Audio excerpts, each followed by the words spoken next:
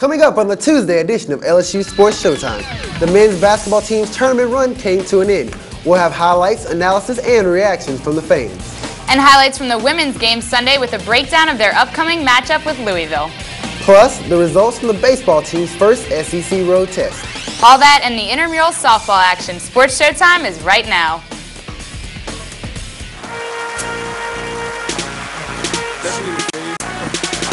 Into the livest game coverage around. Talking LSU sports, Showtime in the towns. Get the scoop on the ball and sneak peek on the track. Key in on the field when them Tigers attack. In fact, you get it back a few times a week. But it starts on Tuesday, third day of the week.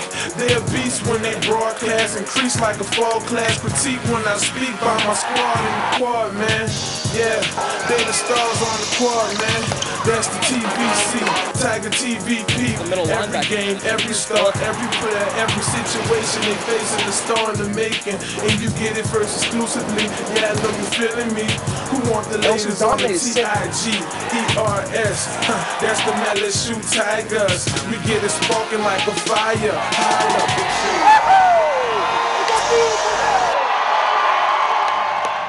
Welcome to Sports Showtime, your source for everything LSU athletics. I'm Mary Claire Palmer. And I'm Brian Tompkins. Later, we'll have the results from this weekend's tennis and women's swimming and diving. But first, the latest from the women's basketball team. LSU entered the women's NCAA tournament as a 6th seed and didn't look to disappoint. Let's take a look at some of the action from Sunday night. LSU gets things started out. We see a warm-up here in the first round tournament game versus UW Green Bay. Allison Hightower kicks things off with the early three-point basket, puts the Tigers up 4. They look to extend their lead here as Ayanna Dunning takes the pass from Taylor Turnbow. The Tigers go up 11. Allison Hightower driving to her left, puts the ball back between her legs, and fades away with a nice jump shot here. Van Chancellor was proud of the way his ladies started off the game. Hopefully they can continue in the second half. Into the second half, Green Bay looks to cut the deficit with a nice 3 from outside the perimeter. They would cut the lead by 15 for the Tigers. The Tigers come back to the other end of the court. Allison Hightower, that nice crossover into the lane for the fadeaway jumper. She was playing well this game with 3 steals on the defensive end of the court, and the Lady Tigers would cruise by a final score of 69-59. Allison Hightower had the game-high of 26 points, leading the charge for LSU. And Kristen Morris did work on the boards as well with 16 rebounds. The win extends the Lady Tigers' first-round game-winning streak to 12.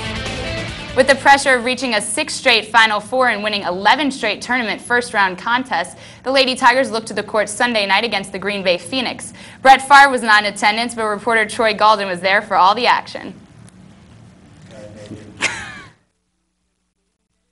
Thanks to Les Miles, Trent Johnson, Paul Maneri, and Athletic Director Joe Oliva, each donating $1,000, students gained free admission to the women's NCAA tournament. Students were very pleased to save a little money and support their Tigers. Free tickets, I have to say, on behalf of my fellow students that went, it was a great stress reliever. Just to be able to come out here and, enjoy something on a national level like the NCAA tournament is a big deal for us. Reporting from the PMAC, where the LSU Tigers just defeated the Wisconsin Green Bay Phoenix 69-59. Guard Allison Hightower was too much to handle as she recorded 26 points, and Kristen Morris dominated the boards with 16 rebounds. The Cheeseheads were also in attendance as the Tigers shot 50% against the nation's #1 scoring defense. LSU started 5 players without NCAA tournament starting experience. This is a young team, but we have a lot to learn, or they have a lot to learn for the years to come. I think we just want to go out here and play and just, experience the whole tournament atmosphere. The Lady Tigers have made it to 5 straight Final Fours and feel no pressure this year. No, I don't believe it's any pressure on us. We're just taking one game at a time and coming out playing hard each game. LSU has now won 12 straight NCAA tournament first-round games. They will take on a more formidable opponent, Louisville, tonight. Reporting for Sports Showtime, I'm Troy Galden. The Tigers' second-round game is set to tip off at 8:30 p.m. tonight against the 3rd-seeded Louisville Cardinals. Student tickets for the game are free, along with a free hot dog and a drink. I now welcome in our resident women's basketball expert, Kristen Schutte, to the set. Welcome to the set today, Kristen. Thank you. Great to have you. All right, well, as we just saw, the Tigers had a big win in the first round against Wisconsin. So what were the keys to that victory? Well, Mary Claire, it starts with the veterans, Allison Hightower and Krista Morris. Hightower was in beast mode, putting up 26 points, including 13 of LSU's first 17 points. What better time to score a career high than in the NCAAs when your teammates need it? She also contributed on the defensive end with 3 steals. Morris posted a double-double with 13 points and 16 rebounds. The Lady Tigers were able to take a lead into the half and kept that momentum as they opened the second half on a 15-5 run. And with a young team, it's important for those that have been there to lead the way. Though it was their first NCAA tournament start, Hightower and Morris only know the Final Four, and they're showing the younger teammates what it takes to get there.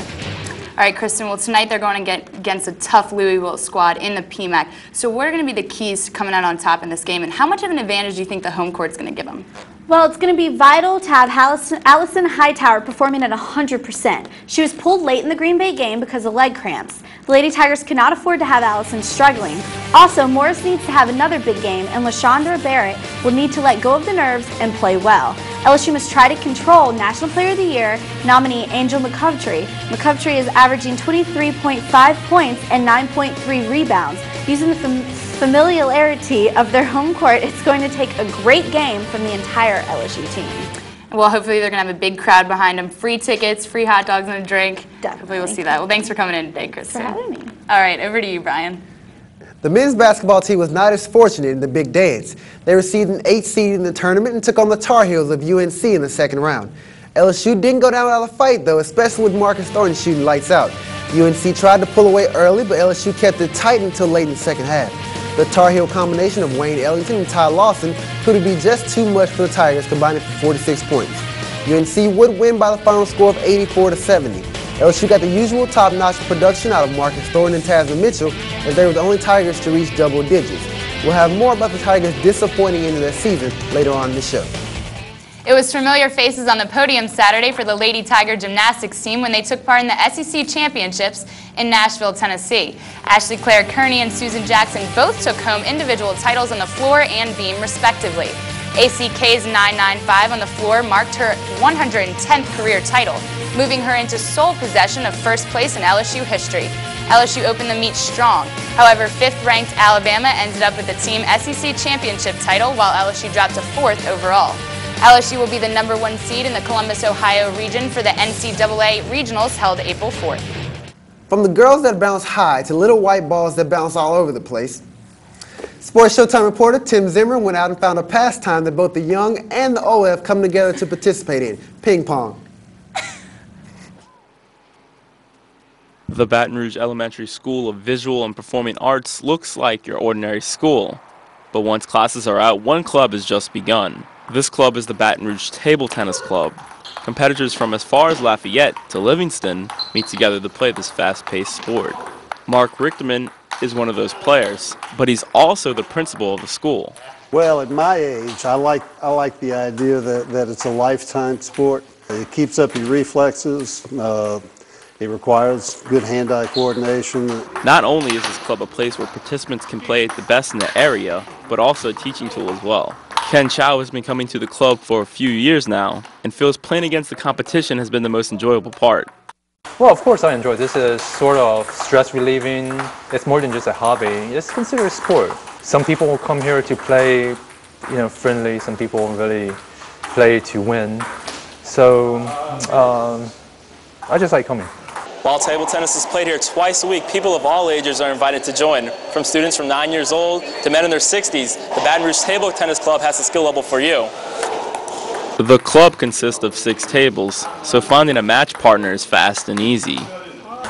We have college students, we have high school students, we have professionals by day who just love playing table tennis. From quick serves to long returns, each individual has a different style in which they play. For Tiger TV, I'm Tim Zimmer. The Baton Rouge Table Tennis Club is open on Wednesdays and Sundays. Regular admission price is $3 and only $2 for students.